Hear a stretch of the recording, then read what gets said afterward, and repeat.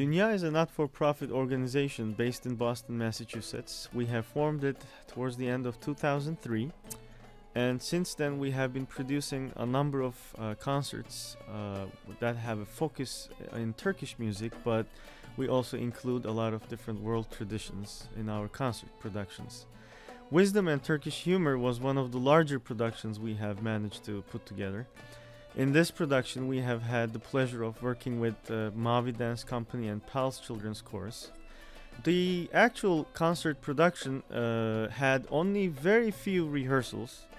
We were very surprised that we were able to pull off this concert with only 2 rehearsals with Mavi Dance, and we were very happy that the resulting concert production was great. Wisdom, humor, Sufism, or Islamic mysticism. How do these go together, and why make a program about them? As Mehmet and I were talking about this early on in the project, we fastened on the idea that the largest concept among these 3 is actually the wisdom idea. And within that, humor also fits, because within the Turkish tradition, like so many traditions, lots of times humor is the best way to convey these kinds of things. And this is what happens in all 3 of these segments of this program. The musical concept of Wisdom and Turkish Humor program extends from traditional Turkish music to original music that is influenced by Turkish music. The first section, that's based on Karagöz and Hacivat, Shadow Puppet Theater, is actually song after song that's taken from the city of Istanbul, and they're traditional Turkish songs that are actually incorporated in the Shadow Puppet Theater.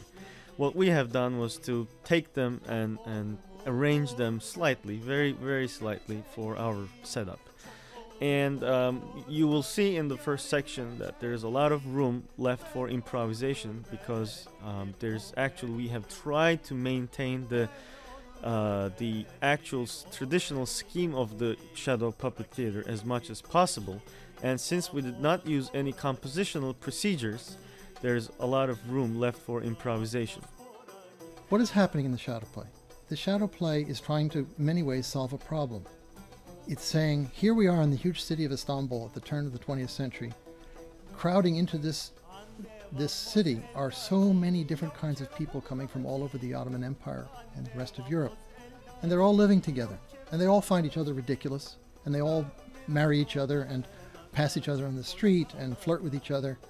And that is what Karagöz is all about, is lampooning everyone see this, everybody enjoying each other, even at the same time as they maybe experience each other as being alien.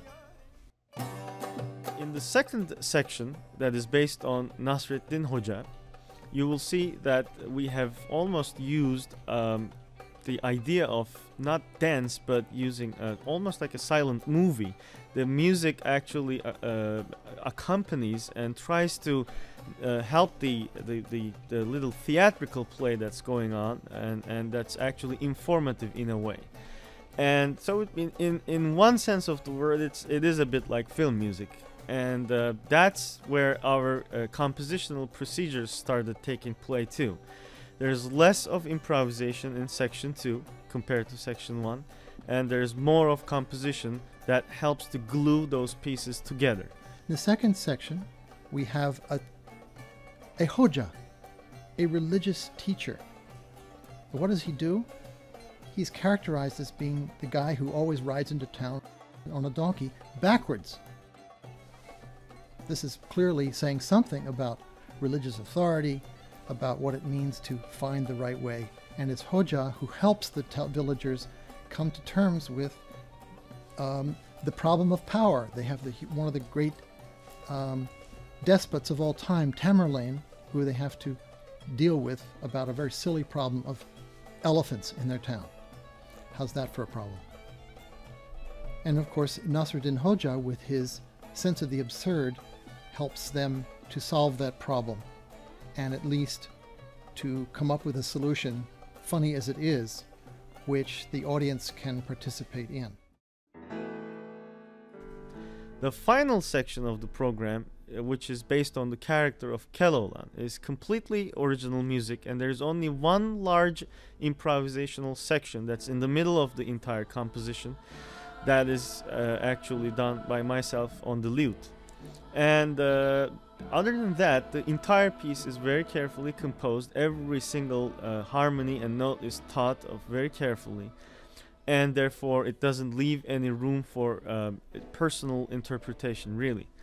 And that's what the desired effect was. As we moved from city, town to village, as an interesting, diverse concept here, you move from less composed to more composed. The third section, about Keloğlan, the bald boy, a boy of good heart, of very simple breeding, and no riches at all in the world.